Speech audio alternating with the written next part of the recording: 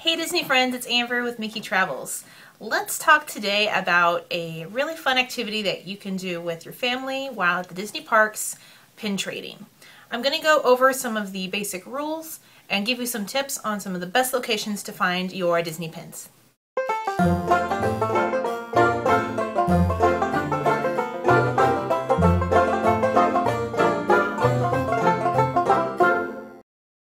First off, let's talk about what pin trading is. Cast members are going to be wearing lanyards all throughout the parks, the resorts, the shopping, everywhere. And you can also wear lanyards with your favorite characters and pins on them. And you can approach a cast member and look at what they have, and you can ask to trade with them, and they will take pins off their lanyards and trade with you. It's a really cool concept, and it's neat that you get to interact with the cast members in this way. There is some etiquette when it comes to pin trading, so I'm going to cover those with you.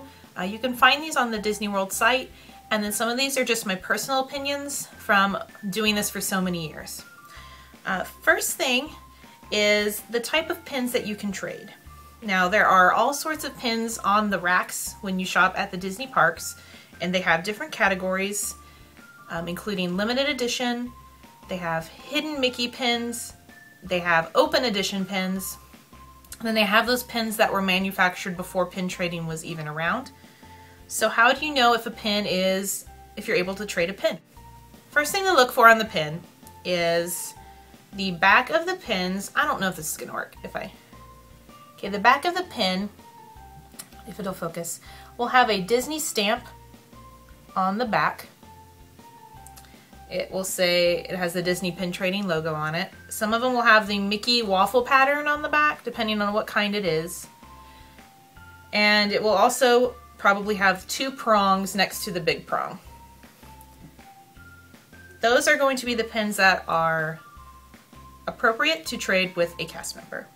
Any pin that maybe does not have that logo or is plastic and is not metal are not probably real, and you will not be able to trade those with the cast member.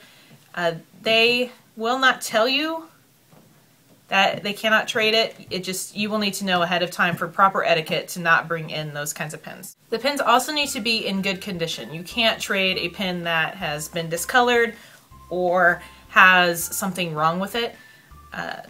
Again, it's just good pin etiquette to not trade those. There is a problem online with what they call scrapper pins. These are pins that may not necessarily be true Disney pins, but they look a lot like them. It's really difficult to tell if it's a scrapper pin or not. Since a majority of you, if you're first time doing these pin trading, you may be looking online for a lot of pins at once. It's very scary to try to buy those online with the hope that you get real pins. I'll talk more about that in a second.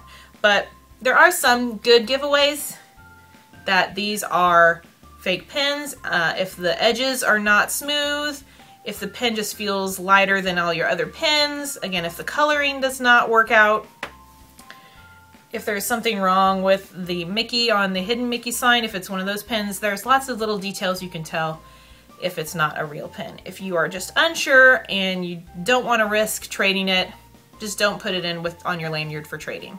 Okay, so what are the rules? You can trade 2 pins off of your lanyard with one cast member. So you will not be able to trade with that cast member again that day.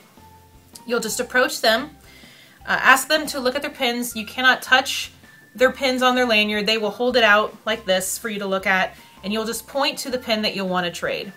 You cannot trade with them a pin that is already on their lanyard. It needs to be a pin that they do not have. So you would take off your pin off your lanyard. It does need to have the Mickey Mouse back when you trade it. You'll put it on, you will trade with them. They will, in exchange, also trade back the pin that you requested.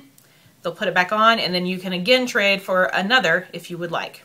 Certain cast members may have green lanyards. Green lanyards mean those only children can trade with them. And I believe it's 12 and under that can trade. So it's really easy. It's just knowing whether or not that your pins are real that is very difficult. There are also cast members that may not have a lanyard and they're trading with you. They may have a large board like the one I have in the background. You can trade off, you can trade 2 pins off of a board as well. So where can you find multiple pins to have in bulk when you are ready to pin trade? Pins on the shelf can be very expensive. Normal rack pins, this is a rack pin that I actually got to trade, range about $5.95 to $10.95 depending on the size and what the character is that's on it.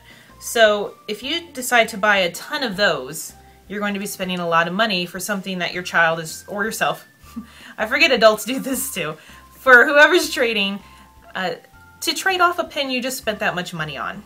So if you want to, if you're paranoid about the authenticity thing, you can buy the starter packs at Disney. Again, those are a little high too, $30 for like 6 pins that someone's just going to trade away. There are some reliable sources online that do sell pins in bulk. There's, you can look on eBay. I would look for people who have really high recommendations or high reviews that say that their pins are good.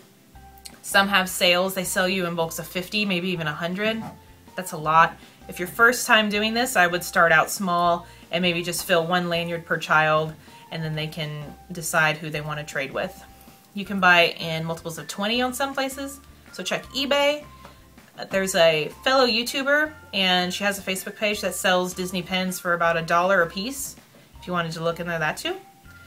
I have personally bought pins on Disney sites, people that sell them off on Disney sites before, and have been satisfied.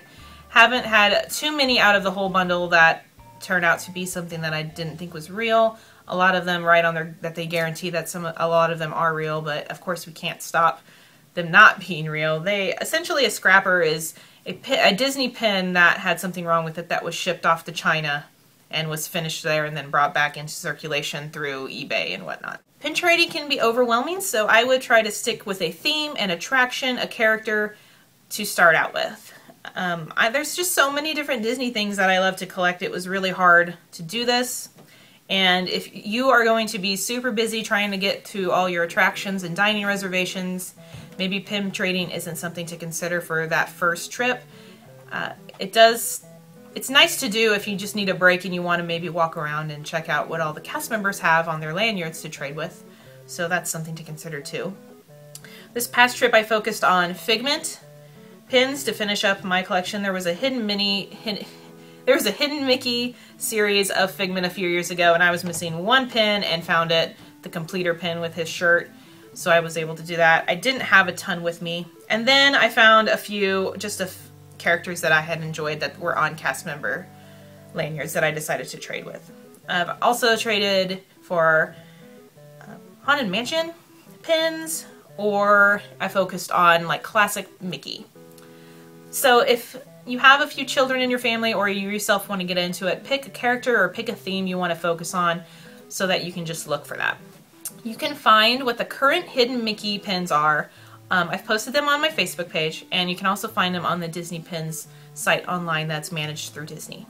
A hidden Mickey pin is going to have a silver Mickey or black Mickey, depending on the type of pin that it's on, in the corner of it. And these are pins you can only find on cast members. So you cannot buy these. These are only ones that have been in circulation through people who work there.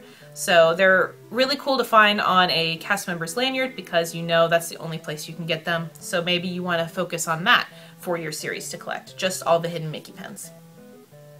So where are the best places to find pins? I've looked around. There are pin trading stores. There is one in downtown Disney. There is one at Epcot. There's one at Magic Kingdom. Those have tons to buy. They also have really great pin boards there. Frontierland in Magic Kingdom has a very large board. I found some good ones there a few years ago. And sometimes pin collectors who will bring their entire books of pins, and you can go look at them and trade with actual people instead of cast members. Epcot used to have tables set up, so if that's something you would like to do, look into Epcot for that. There are also some unique places at the front of Epcot at Guest Services. They have a stroller that has pins all over you. You have to ask to see that. I got a Star Wars pin off that one year. There's supposedly a pin drum at the Rock and Roller Coaster at the end as you exit in the gift shop that you can look at that has tons of pins. You have to ask for that one too. So some of these are hidden. So what I would do is, if you are not having any luck with just regular cast members and their lanyards and you're in gift shops or stores, I would ask if they have any special pin boards or any like pin items that they're hiding that you can take a look at. I was reading up on some information on some of the best places to do pin training for you guys, and it was a brilliant idea that I read, that if you go to Downtown Disney into the World of Disney store, there are so many different cast members that work there, and there is a pin section that they might also have a board. You could spend 30 to 40 minutes just looking at all the cast members' pins in there. So if it's raining or if you need a break from the hot park, you can go into that store and have your pin traders just go around and take a look at all of what the cast members have. There's also a pin trading store down the sidewalk from that store that you can go and purchase some if you weren't able to find any there. They've had pin boards open in that store too. So it's an easy concept. It's really fun. There are online communities that trade pins. You can put down pins that you're wishing for and pins that you have available for trade, and you can do through the mail trading with some people. It's been around a long time, and it's really cool that you can have that connection with a Disney cast member. I hope that helps you out for those of you wanting to begin pin trading. If you have any questions about it, let me know. The lanyards, you can buy them anywhere. They don't have to be Disney official lanyards. I mean, you can buy ones at Disney Store. You can buy them in the parks if you want them specifically with themes. This one just has the Disney logo on it. There are some that have characters. It's just up to you. Yeah, and if you have some pins and you just maybe want to know a little bit about them, I've been doing pin training for a while. I can help you with that too. Thanks for joining me, and if you are interested in my planning services and would like some additional help on your Disney vacation, contact me. My information's down below, and I'd be happy to talk to you. Have a magical day. I'll talk to you all really soon.